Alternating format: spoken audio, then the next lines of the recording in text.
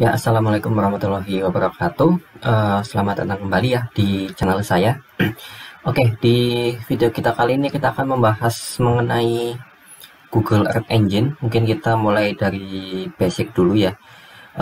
Oke, jadi kalau misalnya nanti teman-teman ingin menggunakan Google Earth Engine untuk memproses data remote sensing ya, teman-teman bisa masuk ke sini ke earthengine.google.com.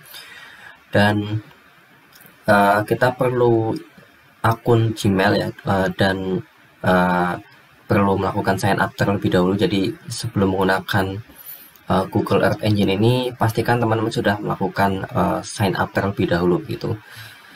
Ya, kita mungkin tidak mulai dari yang terlalu awal gitu ya. Kita anggap di sini kita sudah punya akun Gmail dan sudah bisa masuk ke Google Earth Engine ini untuk melakukan processing data.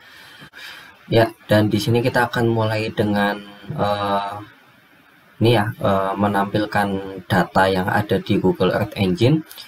Teman-teman bisa masuk ke sini dulu ke developers.google.com/earthengine, dan di sini ada panduan yang sangat lengkap ketika kita mungkin akan belajar Google Earth Engine dari awal. Ya, dari sini masuk ke tab ini, ke tab Guides. Nah, di sini sudah diberikan berbagai macam tutorial yang cukup lengkap ya, termasuk juga dari introduction to JavaScript-nya, karena memang Google Earth Engine ini merupakan software atau platform yang berjalan dengan menggunakan bahasa pemrograman JavaScript gitu. Ya, selanjutnya mungkin kita langsung bermain dengan data ya. Kita mulai dengan yang menampilkan image dan image band terlebih dahulu. Kita bisa buka di sini.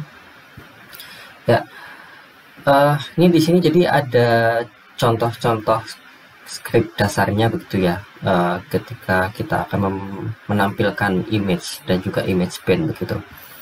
Ya, ini contohnya. Mungkin kita copy dulu ya. Kok untuk copy bisa di sini, copy code sample gitu. Nah, untuk membuka code editornya bisa teman-teman masuk ke sini ke platform, kemudian code editor di sini. Nah, ketika kita pertama kali masuk, kita akan masuk ke tampilan seperti ini ya. Jadi ada beberapa bagian yang penting.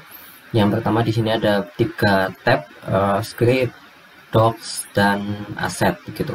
Script ini nanti ketika kita misalnya menuliskan coding di sini, kemudian kita save, nanti filenya itu file yang sudah kita save itu akan masuk ke sini.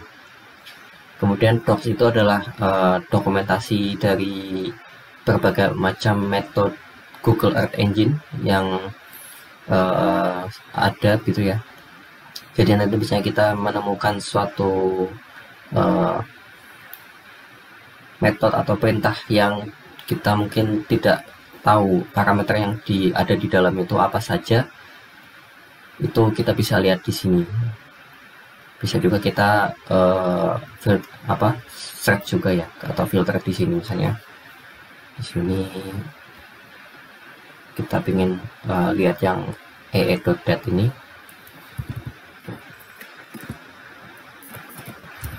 Ini kita bisa langsung search saja gitu. Nah, aset ini kaitannya dengan misalnya kita ingin menggunakan data sendiri. Jadi kan kalau Google Earth Engine kan kita menggunakan data yang sudah ada begitu ya di cloud. Jadi ketika kita akan menggunakan data sendiri, kita nantinya menggunakan aset ini. Kemudian untuk bagian paling utama adalah di sini. Jadi nanti kita akan menjalankan coding yang kita tuliskan di sini, kemudian kita jalankan. Nah, nanti ketika sudah dijalankan, misalnya ada perintah yang seperti print begitu ya, nanti akan ditampilkan di sini. Dan jika perintah itu ada kaitannya dengan data spasial gitu ya, itu nanti akan ditampilkan di sini.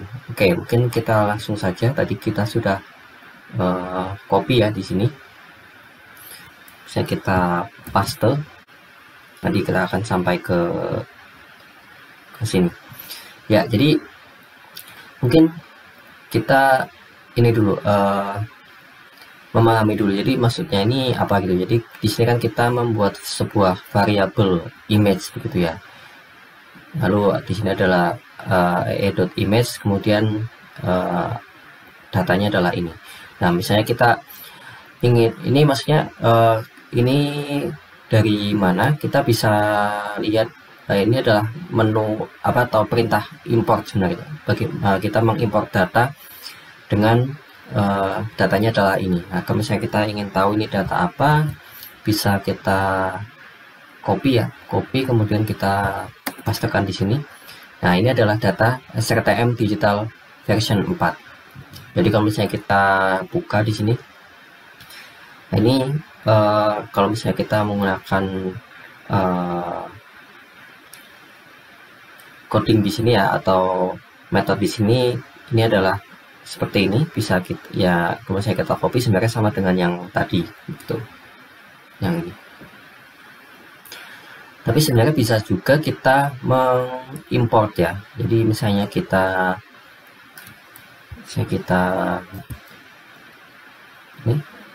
ini bisa kita lakukan import di sini. Ketika kita import, nah misalnya nanti kan masuk ke sini ya, ke bagian import ini.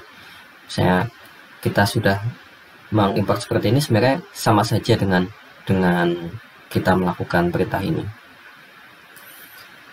Misalnya kita samakan ya variabelnya image, berarti ini sudah tidak perlu sebenarnya, sama saja seperti ini.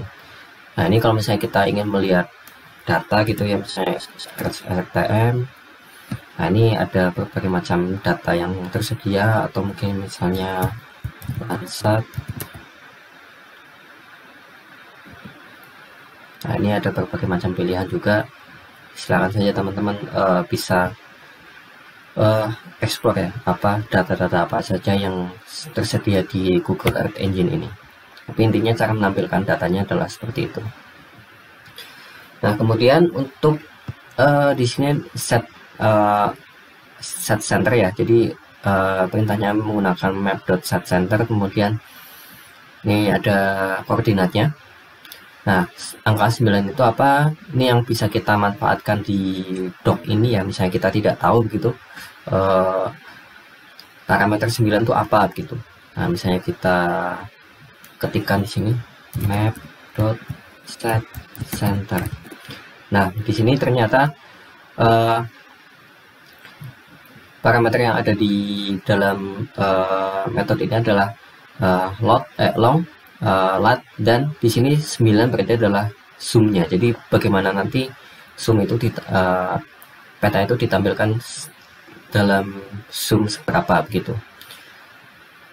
Nah, kemudian di sini map add layer itu berarti kita menambahkan layer di sini supaya ditampilkan di peta ini dan menjadi layer tersendiri di sini nantinya. Oke, mungkin bisa kita cobakan dulu.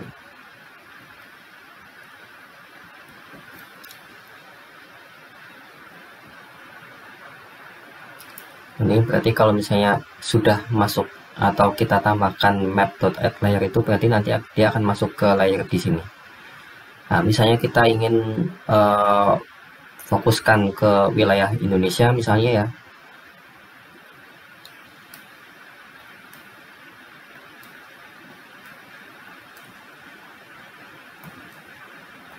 Misalnya di sini ya, misalnya kita ingin fokuskan ke wilayah Indonesia ya, kita bisa ambil koordinatnya misalnya di sini. Ini kita ubah saja 106,1 90, kemudian di sini min 6,62. Ini kita samakan saja zoomnya 9, kemudian oke. Nggak terlalu perlu juga. Oke, misalnya kita jalankan. Nah, ini fokusnya nanti akan pindah ke sini gitu ya.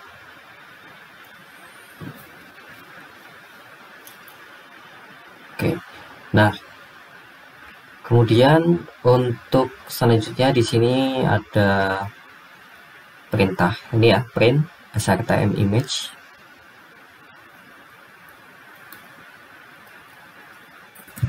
Nah, nantinya ketika kita melakukan perintah print begini, nanti akan ditampilkan di konsol di sini. Nah, kemudian di sini ada string SRTM image, kemudian image ini adalah ini berarti. Nah, kita jalankan ya. Nah, ini akan ditampilkan di sini untuk data atau variable image yang tadi kita buat di sini. Lalu di sini ada juga untuk custom visualization-nya. Jadi kita mendefinisikan nilai minimal dan maksimalnya ya. Bisa kita jalankan.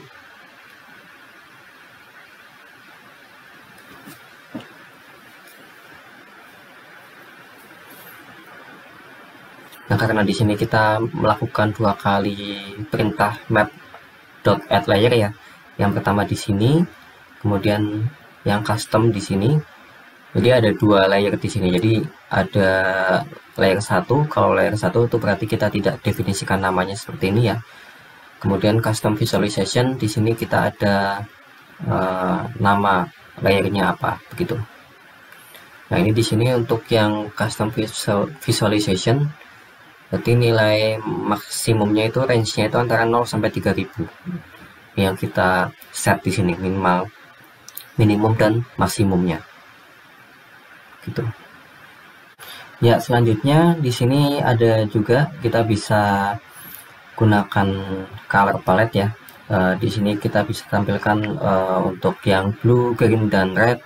Kemudian untuk menampilkan dengan hasil seperti ini begitu. Nah, untuk melakukannya kita tambahkan parameter lagi, yaitu palette, lalu dalam bentuk list blue, green, dan red seperti ini. Oke, bisa kita copy ya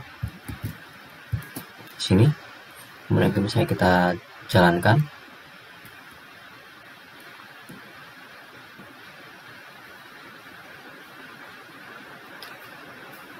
Ya, seperti ini hasilnya gitu.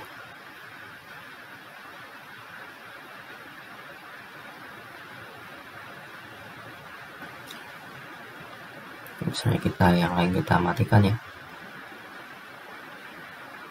Nah, seperti ini.